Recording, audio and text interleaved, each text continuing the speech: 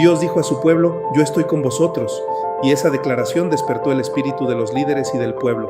Esto nos enseña que el verdadero avivamiento no es una emoción religiosa, sino que es Dios despertando a su iglesia por medio de su palabra. Bienvenidos a El Último Avivamiento Ahora.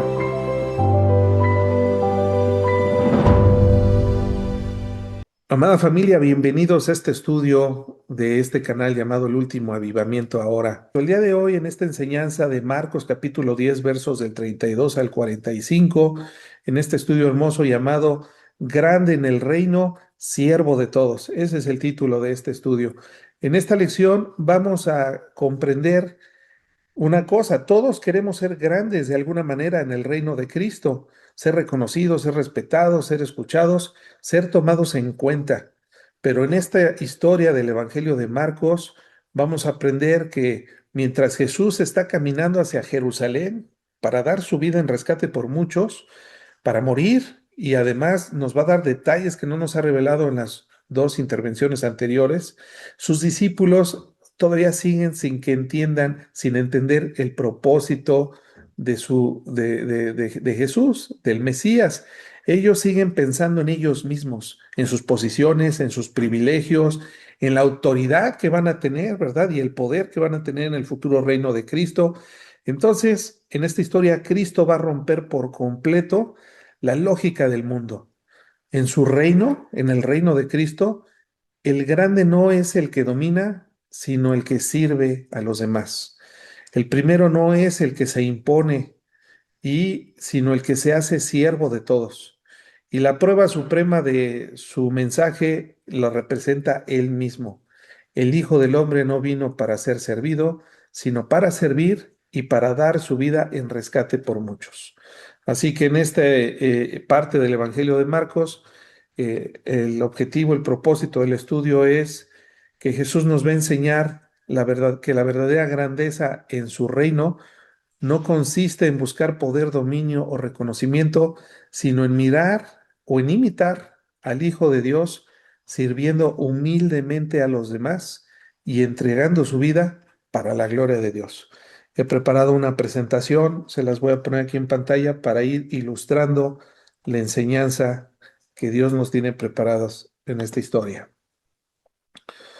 Bueno, ya dimos una breve introducción. El objetivo de la enseñanza, la acabo de decir. Eh, el, eh, y vamos a comenzar con la primera lección. La primera lección la vamos a encontrar del verso 32 al verso 34. Jesús pagó un precio altísimo para nuestro rescate. Esa es la primera gran enseñanza. Vamos a leer el texto. Dice así el Evangelio: iban por el camino subiendo a Jerusalén y Jesús iba adelante, y ellos se asombraron y le seguían con miedo. Entonces, volviendo a tomar a los 12 aparte, les comenzó a decir las cosas que habían de acontecer. Dos puntos. He aquí subimos a Jerusalén, y el Hijo del Hombre será entregado a los principales sacerdotes y a los escribas, y le condenarán a muerte y le entregarán a los gentiles, y le escarnecerán, le azotarán y le escupirán en él y le matarán, mas al tercer día resucitará. Eh, Vamos a analizar con calma lo que nos está diciendo aquí la palabra. El verso 32 dice que iban por el camino subiendo a Jerusalén, y Jesús iba adelante y ellos se asombraron y le seguían con miedo. Aquí vamos a detenernos porque se asombraron. Bueno, vamos a entender en primer lugar quiénes iban con Jesús. Jesús estaba predicando públicamente y acababa de darle una lección a un joven rico que no soportó lo que Jesús le pidió, ¿verdad? Porque él quería entrar al reino de los cielos por sus propios méritos, y Jesús le dijo: no, tienes que cambiar, tienes que poner toda tu confianza en Dios. Para ello tienes que vender todo lo que tienes, porque ese era donde este joven había confiado, en sus riquezas, en su poder, en su dominio, ¿verdad? Sin embargo, eso no le gustó. Y Jesús ya había hablado en versos anteriores que para entrar al reino de los cielos se tenía que ser como niño. Y de eso nos va a reforzarnos la lección. Así que Jesús iba por el camino, lo iban siguiendo ¿quiénes? Pues sus discípulos, pero evidentemente también había más gente que iba con él. Y Jesús empezaba a hablar, ¿verdad?, acerca de lo que habría de acontecer en Jerusalén, pero unos iban asombrados. ¿Quiénes estaban asombrados? Pues sus discípulos, ¿verdad? Sus discípulos estaban asombrados no tenían miedo porque ya habían estado con Jesús y sabían que Jesús tenía la habilidad de escapar de la gente que le deseaba el mal. Ya en más de una ocasión Jesús ya se había escapado, ¿verdad? Para aquellos que lo querían matar. Pero seguían ellos asombrados porque seguían sin entender por qué tenían que ir a Jerusalén y por qué tenía que suceder las cosas que Jesús estaba diciendo. Pero otras personas que no conocían tan bien al maestro le seguían con miedo. Tal vez era una mezcla de asombro y miedo de saber que allá en Jerusalén iba a haber problemas, porque Jesús lo estaba diciendo y les causaba miedo, pero al mismo tiempo asombro de ver a Jesús con tanto valor, ¿verdad? Con tanto valor, con tanta determinación, que causaba asombro. La palabra utilizada original en el texto griego original, que se tradujo después como asombro, es la palabra tambeo, Thambo, tambeo. Y esta palabra denota una gran sorpresa o perplejidad, a veces incluso transmitiendo el quedarse inmóvil a causa del miedo. Y esto refleja la incapacidad de comprender y reaccionar correctamente ante lo que está sucediendo. Y Jesús les está diciendo que es necesario eh, que el Hijo del Hombre, dice, y el Hijo del Hombre será entregado a los principales sacerdotes y a escribas, y a los escribas, y le condenarán a muerte, le entregarán a los gentiles, le escarnecerán, le azotarán y escupirán en él y le matarán, mas al tercer día resucitará. Jesús está proporcionando detalles más específicos acerca de su predicción, de lo que vendría cuando llegara ese momento decisivo de su ministerio. Ya Jesús lo había estado diciendo en un par de ocasiones, había dicho que era necesario que él fuera muerto y que resucitara al tercer día. Sin embargo, ahora está dando la misma información de una manera más completa y con más detalles, más extensa. La progresión de las predicciones de Jesús acerca de la terminación o el punto culminante de su ministerio terrenal está reflejando tanto la cercanía geográfica hacia Jerusalén, que ya estaban caminando hacia allá, como la necesidad también urgente ya de preparar o terminar de preparar a sus discípulos para lo que ellos habrían de enfrentar en los siguientes meses.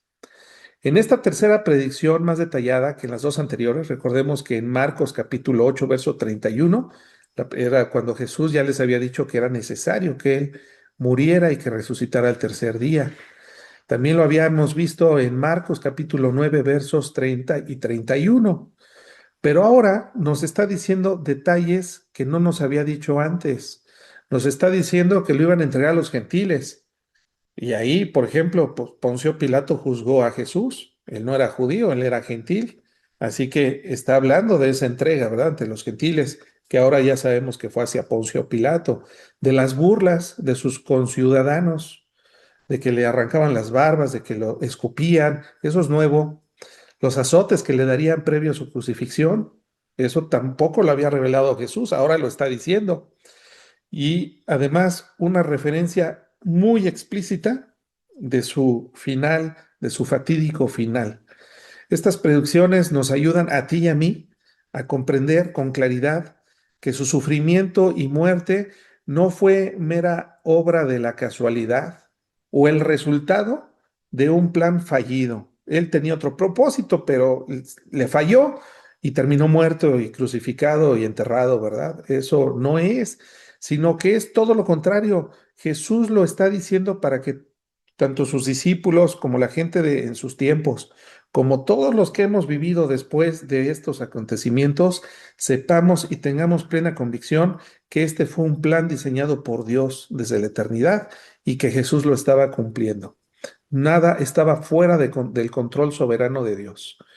Su valor de Jesús, su determinación para llegar a Jerusalén y su coraje para seguir adelante, donde estaban todos sus enemigos, todos esos líderes religiosos que ya habían estado planeando su muerte. Todo esto provoca, suscita admiración y temor en sus discípulos, pero también en las personas que lo están escuchando. Y precisamente este es el momento que Jesús aprovecha para darles una interpretación correcta de lo que está sucediendo, para que ya no tuvieran miedo y siguieran confiando no solamente en Él, sino en la voluntad de su Padre que lo había enviado a este mundo, a esta gran misión de rescatar el mundo, ¿verdad? Cuando Jesús aumenta en el texto todos estos detalles, está intentando que comprendan una realidad que es la realidad de su misión, que su misión es sacrificial, no es de poder y gloria, sino de sufrimiento, de muerte. Jesús quería que entendieran que por medio de su muerte Él nos estaría dando vida. Por medio de su sufrimiento nos estaría dando gloria a nosotros, sus hijos. Además, en la provisión de Dios, en su providencia, Dios determinó que fuera el sufrimiento el medio por el cual el reino de Dios se estableciera en este mundo. Así que todos estos detalles que son muy concretos sirven para fundamentar teológicamente por qué su muerte no representa ningún fracaso, sino el cumplimiento de un plan divino, de un propósito divino altísimo, y que solamente Jesús podía cumplir. Así que esto nos debe de dar a ti y a mí una garantía, una certeza de que todo esto fue planificado y ejecutado a la perfección por el único que lo podía hacer, por nuestro amado Señor y Salvador Jesucristo. Eso nos tiene que dar mucha paz a nosotros y a las personas, y a lo mejor hay alguien que lo está escuchando por primera vez, también te tiene que dar certeza porque tiene toda la lógica humana, ¿verdad? Es razonable en nosotros poder comprender y aceptar que Jesucristo no fue un hombre cualquiera, sino un santo, un enviado de Dios para cumplir una misión muy, muy especial y muy difícil, que solamente un hombre como tú o como yo, pero sin pecado, con una plena comunión con Dios, pudiera realizar. Así que Jesús lo hizo como hombre, porque él ya era Dios, ya existía, pero dice la Escritura que él se despojó de su deidad y se hizo hombre, se humilló. Esa es la humillación de Cristo. Hay un estudio de cristología, en un estudio que ya dimos hace tiempo, que está ahí en YouTube, en un playlist que se llama Teología Sistemática. Y hay un capítulo que se llama Cristología. Di como 3 clases al respecto. Así que Dios, Jesús es hombre 100% y Dios 100%. Hay una unión hipostática, así le llamaron los teólogos, ¿verdad? Que une ambas naturalezas. Sin embargo, aquí Jesucristo está como siervo. Así que Él está obrando bajo el poder y la guía de Dios el Padre y el poder del Espíritu Santo, no a título personal. Así que voy a poner aquí la presentación para seguir ilustrando la enseñanza de esto. Jesús pagó un precio altísimo por nuestro rescate. Ya vimos que en la segunda predicción Jesús nos dio detalles muy específicos acerca de lo que habría de acontecer para prepararnos a sus discípulos y a ti y a mí para lo que habría de venir. Eh, Jesús fue un hombre valiente, sí lo fue. Tú y yo somos llamados a ser imitadores de Cristo y ahorita lo vamos a ver con detalle. Personas valientes, ¿verdad? Que también podamos provocar en otros también admiración y respeto, no porque seamos muy fuertes, sino porque somos imitadores de Cristo. La segunda lección la vamos a encontrar del verso 35 al 41. Motivos equivocados para seguir a Jesús. Bueno, vamos a leer el texto antes de comentarlo. El verso 35 nos dice así. Entonces Jacobo y Juan, hijos de Zebedeo, se le acercaron diciendo, Maestro, querríamos que nos hagas lo que pidiéremos. Así como niños chiquitos, ¿verdad, hermanos? Así son los niños chiquitos. Oye, pa, eh, dame algo, lo que te pida, prométeme que me lo vas a dar. Así como niños chiquitos se acercaron con Jesús. Maestro, te vamos a pedir algo y solamente te pedimos que te comprometas a que sí no lo des. Bueno, así es, así viene en el texto, ¿verdad? Maestro, querríamos que nos hagas lo que pidiéramos. Y entonces Jesús les dijo, ¿qué queréis que os haga? Ellos le dijeron, concédenos en tu gloria, nos sentemos el uno a tu derecha y el otro a tu izquierda. Entonces Jesús les dijo, ¿no sabéis lo que pedís? Y les hace una pregunta. ¿Podéis beber del vaso que yo bebo o ser bautizado con el bautismo con que yo soy bautizado? Ellos le dijeron, podemos. Jesús les dijo, a la verdad del vaso que yo bebo beberéis, y con el bautismo con que yo soy bautizado seréis bautizados. Pero el sentaros a mi derecha o a mi izquierda no es mío darlo, sino aquellos para quienes está preparado. Cuando lo oyeron los otros 10, ¿verdad? Comenzaron a enojarse contra Jacobo y contra Juan. Bueno, vamos a ver qué cosas están pidiendo. Evidentemente están pidiendo cosas muy fuertes, ¿verdad? Pero ellos tienen motivos equivocados para seguir a Jesús. ¿Qué estaban buscando ellos? De entrada, ellos estaban buscando su propia gloria. Es cierto que Jacobo, Juan, junto con Pedro, pertenecen al grupo de los discípulos más allegados a Jesús. De hecho, cuando fue la transfiguración, por ejemplo, ahí estaban ellos tres. Así que eran los discípulos más cercanos al liderazgo de Jesús. Ellos estaban entonces creyendo, porque eso es algo que sí les podemos reconocer, que ellos habían creído en las promesas del Maestro, de Jesús. Por eso, como ellos estaban convencidos que Jesús iba a establecer su reino en el mundo, ellos estaban o se habían atrevido a hacerle esta petición a Jesús. Así que en Mateo 20, del versos 20 al 22, nosotros tenemos un poquito más información. Sabemos que la mamá de Jacobo y de Juan se llamaba Salomé, y es muy probable que Salomé, que también fue una de las personas que estuvo siguiendo, ¿verdad?, en el ministerio de Jesús y que se presenta más adelante en su pasión, probablemente Salomé era hermana de María, la madre de Jesús, de Jesucristo hombre, ¿verdad? Porque Dios no tiene mamá, Él es eterno, sin principio ni fin. Pero sí, entonces había cierto parentesco entre Jacobo y Juan y Jesús. Probablemente eran primos.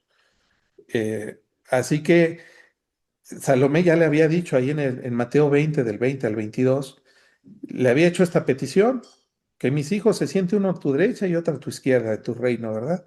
Así que ellos querían sacar ventaja, incluso por encima de sus otros compañeros que también habían sido llamados por Jesús, estos discípulos que después fueron llamados apóstoles. Eh, Así que la mamá siempre queriendo proteger a sus criaturas, ¿verdad? Vas a una fiesta y la mamá agarra a su chamaco y lo pone hasta adelante, pues la piñata para que sea de los que la rompan, ¿verdad? O lo pone hasta adelante para que sea el que agarre más dulces. Eso es normal y natural, eso es un amor de madre, ¿no? Hacia los hijos, un amor filial.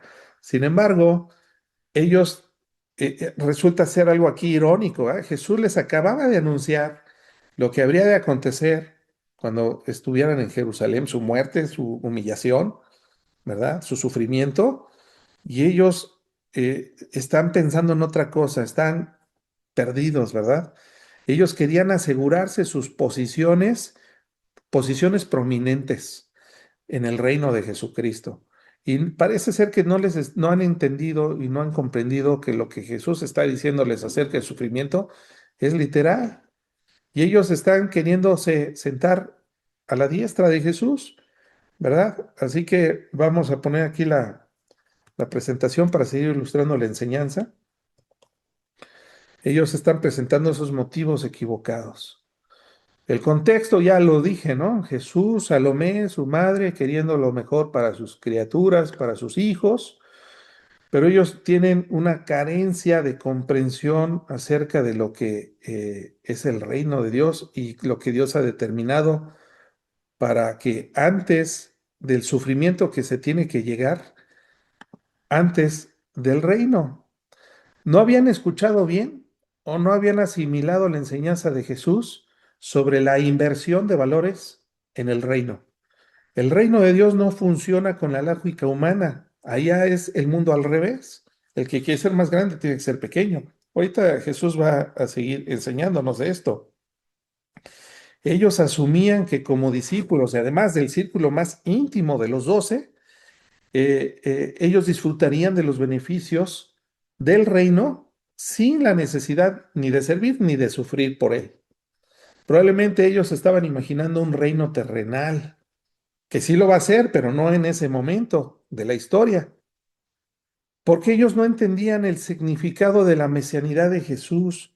Jesús primero tenía que salvarnos de la muerte, no solamente a ellos, sino a millones o miles de millones de personas que en 2000 años han creído en el mensaje del Evangelio y que han sido salvas de la muerte eterna, han muerto, pero están vivos en la presencia de Dios y algún día resucitarán, es decir, que sus almas volverán a ser unidas con un cuerpo material un poco diferente al que tuvieron o al que tenemos nosotros.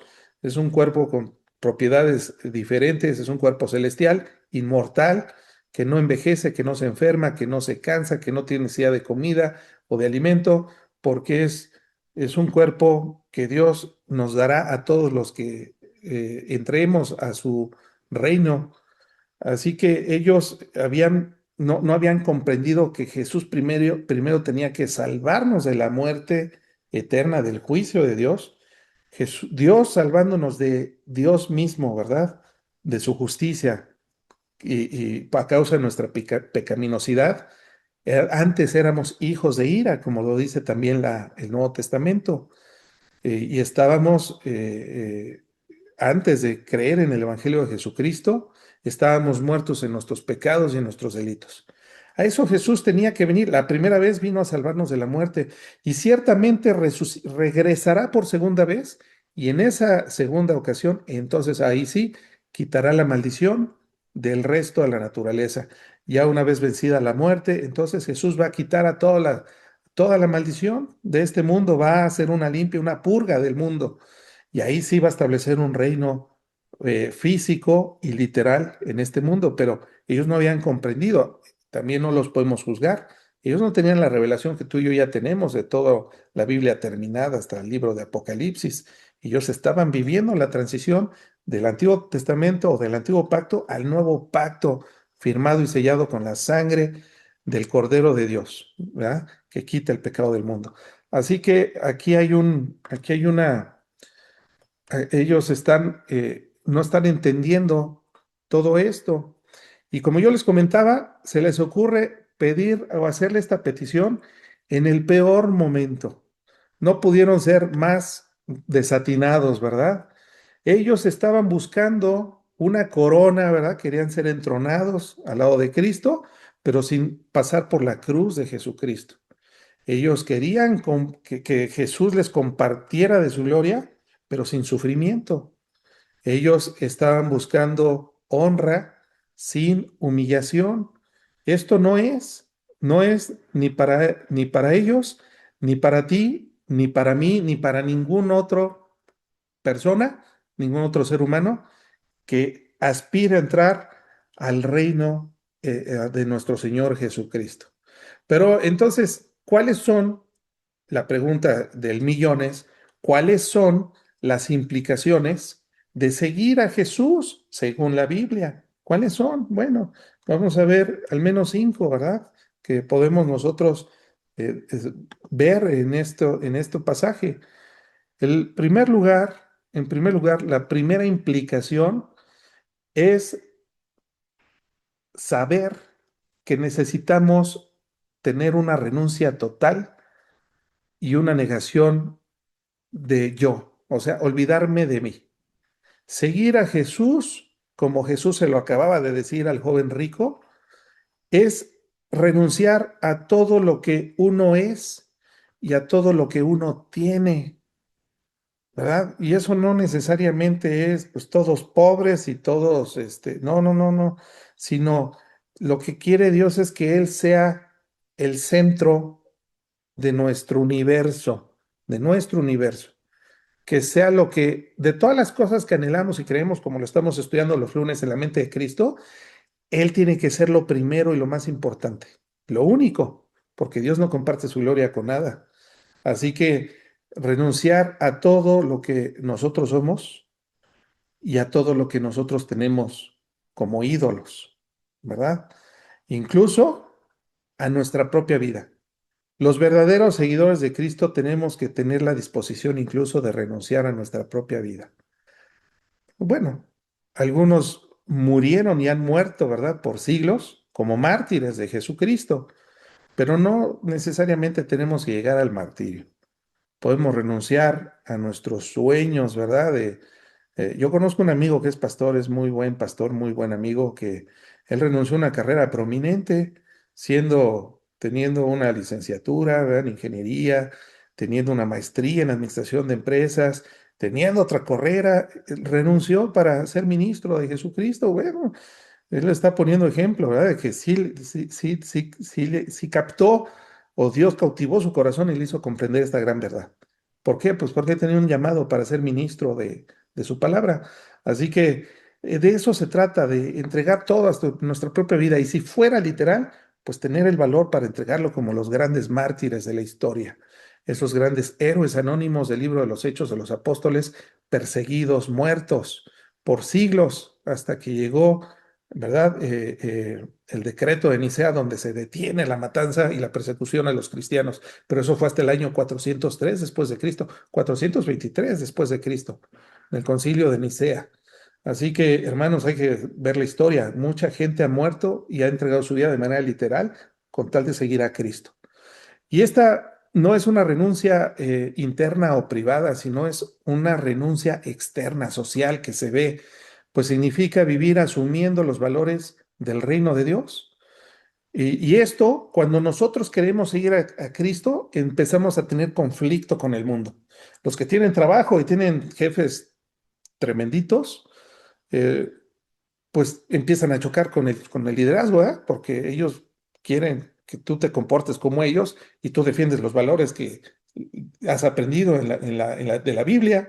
Entonces empieza a haber un conflicto y el conflicto causa sufrimiento. Bienvenido. Si estás sufriendo por causa del Evangelio, te felicito, porque eso es lo que Dios quiere para sus hijos y eso es de mucha honra, aunque al principio no lo entendemos, pero le da gloria a Dios, porque Él lo hizo así.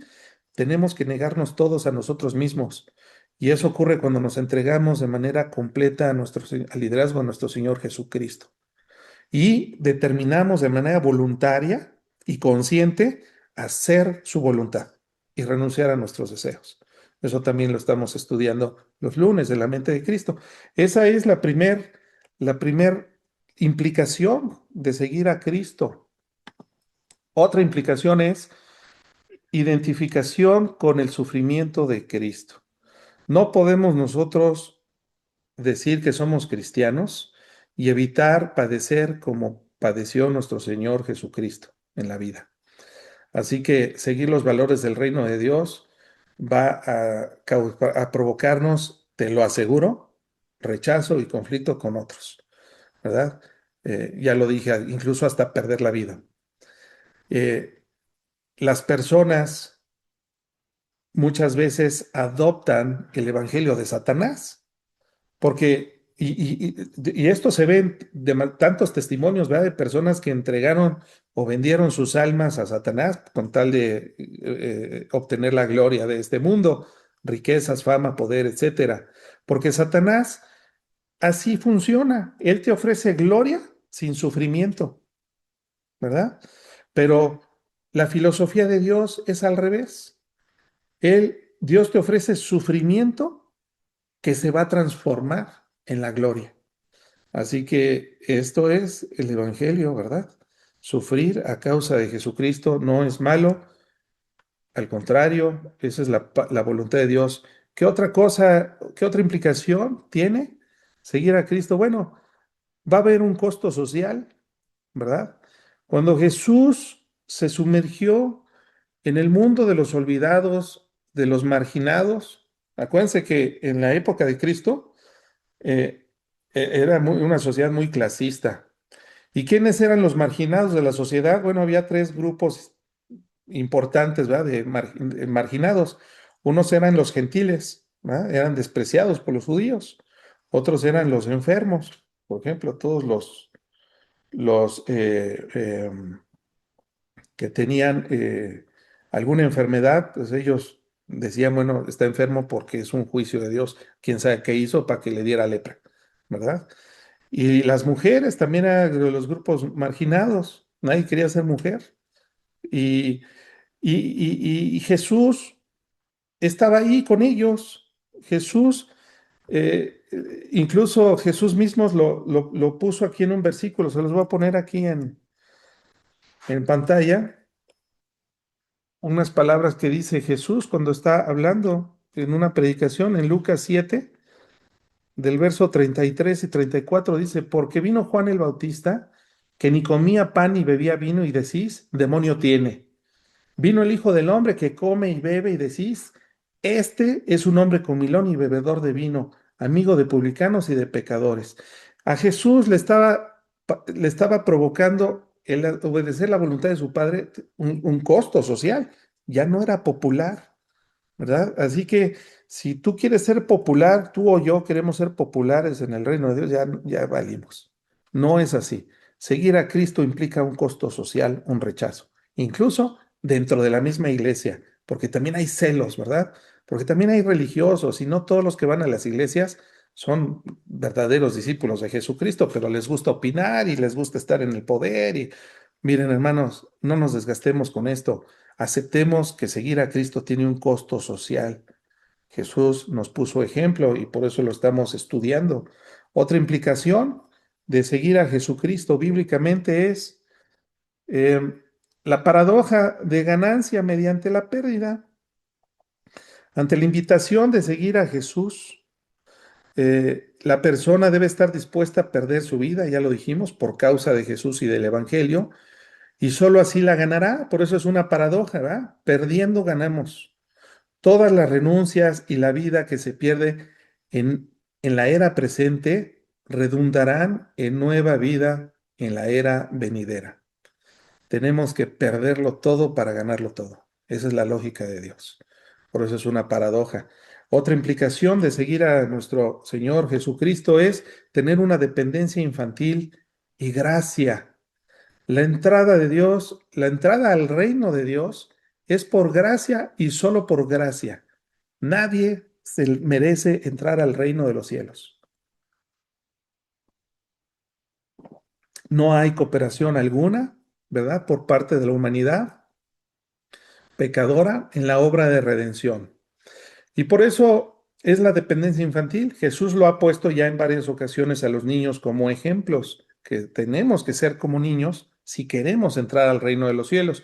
Porque un niño representa a una persona que no tiene nada que ofrecer, o sea, humilde, humilde, humilde. No, no tengo nada que ofrecerte, Dios, como para que me aceptes, pero recibo con gratitud la gracia que tú me das y con libertad. Así son los niños. Ellos no exigen nada. Lo que reciben, saben que lo reciben libremente. Así que, y dependen enteramente de la voluntad, ¿verdad? De los otros, de los mayores. Así, en el reino de Dios tenemos que depender enteramente del perdón de nuestros pecados por la obra de Cristo que ya hizo en esa cruz y su resurrección de entre los muertos. Y con eso sabemos que tenemos un lugar en el reino de Dios. Pero nada más es por gracia, es un regalo inmerecido. Así que vamos a pasar ahora, amada familia, a la tercera lección. La tercera lección es que encontramos a partir del verso 42 al 45 es lo que Dios quiere de sus hijos. Vamos a leer el texto para comprenderlo.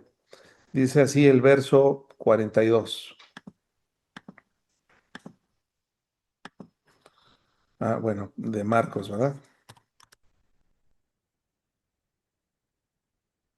Mas Jesús llamándolos, ya todos se enojaron y Jesús los llama a todos y dice, a ver, Jesús llamándolos les dijo, ¿sabéis que los que son tenidos por gobernantes de las naciones se enseñorean de ellas y sus grandes ejercen sobre ellas potestad? Pero no será así entre vosotros, sino el que quiera hacerse grande entre vosotros será vuestro servidor. Y el que de vosotros quiera ser el primero será siervo de todos. Porque el Hijo del Hombre no vino para ser servido, sino para servir y para dar su vida en rescate por muchos. Bueno, ¿qué es lo que nos está diciendo Jesús? ¿Qué es lo que quiere que aprendamos? ¿O qué es lo que Dios? La pregunta es, ¿qué es lo que Dios quiere de sus hijos? Bueno, vamos a ver, hay tantas cosas que Dios quiere de nosotros. Por lo menos en este texto hay cinco cosas que Jesús nos está diciendo. El primero es un servicio radical como medida de grandeza. Quien desea o quien desee ser grande en el reino de Dios debe ser servidor ahora sí que de este lado de la eternidad, ¿verdad? Ahora, hoy, en este mundo, tú y yo tenemos que buscar entonces ser siervos de los demás, servirle a los demás.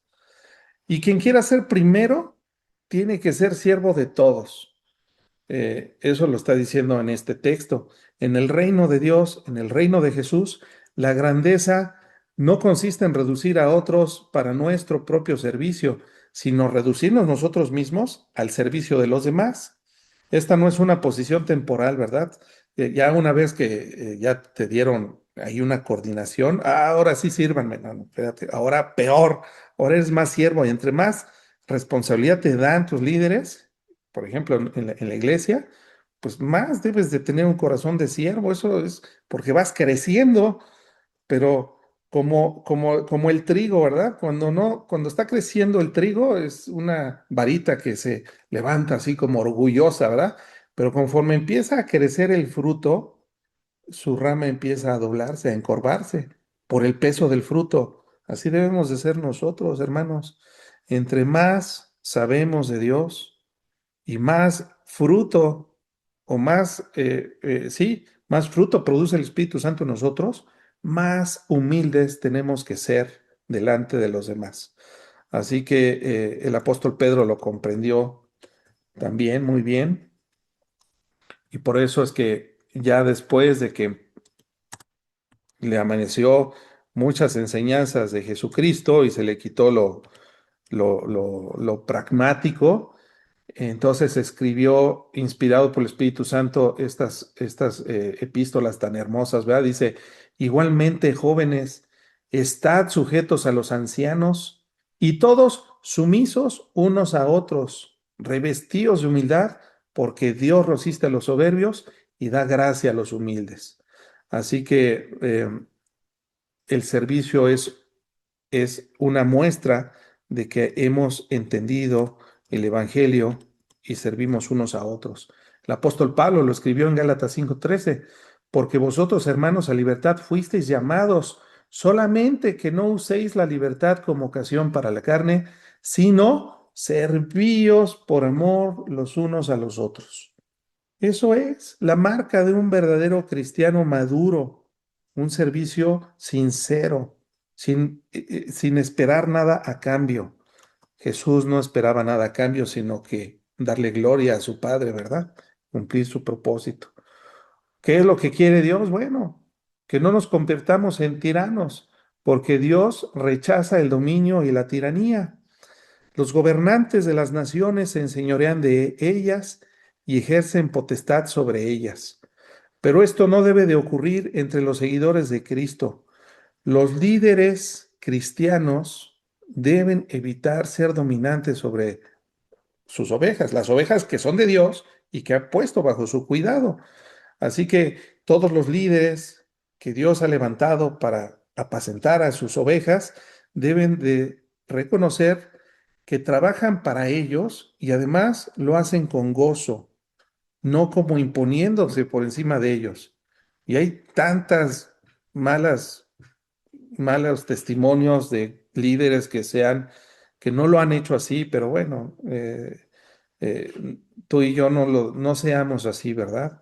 Por ejemplo, oye, hermano, pues conmigo no aplica, porque yo no soy pastor. Bueno, ¿estás casado? Sí, bueno, tienes una ovejita, ¿verdad? Tu esposa, es tu primer ovejita que tienes que pastorear. ¿Tienes hijos? Bueno, ya tienes más en tu rebaño. Así que, hermanos, todos somos llamados a ser imitadores de Cristo y no ser tiranos ni a ejercer dominio sobre ellos. ¿Qué otra cosa quiere Dios sobre nosotros? ¿Cuál es su propósito? Bueno, hay un tercer propósito que podemos ver en este texto. Dios quiere que transformemos nuestras prioridades, que las alineemos a nuestras prioridades a sus prioridades, ¿verdad? Eh, Nuestras prioridades deben de, o sea, nosotros tenemos que adoptar las prioridades de Dios y desechar las nuestras, las egoístas, ¿verdad? Así que nosotros tenemos que priorizar la bondad de Dios, mostrándoselas a los demás, y también el amor. Como lo escribió, también hay unos textos que lo ilustran de manera muy hermosa. Déjenme ponerles aquí un par de ejemplos. Por ejemplo, en Mateo 6:33, que Jesús está dando su gran sermón, sermón del monte, y nos dice Jesús, mas buscad primeramente el reino de Dios, es decir, cambia tu prioridad, ya deja de buscar un aumento en tu salario, deja de buscar la mujer más hermosa del vecindario para que sea tu novia, deja de buscar cosas vanas.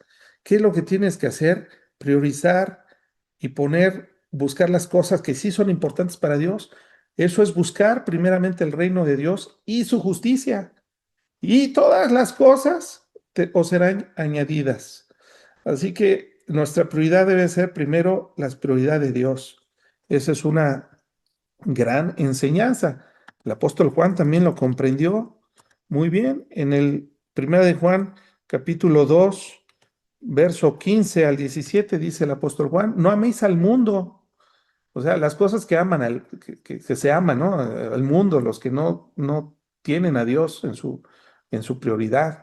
No améis al mundo ni las cosas que están en el mundo. ¿Cuáles cosas están en el mundo? Ay, todo está en el mundo, hermanos. ¿Qué no está en el mundo, verdad? Si alguno ama el mundo, el amor del Padre no está en él. Porque todo lo que hay en el mundo, los deseos de la carne, los deseos de los ojos y la vanagloria de la vida, no proviene del Padre, sino del mundo.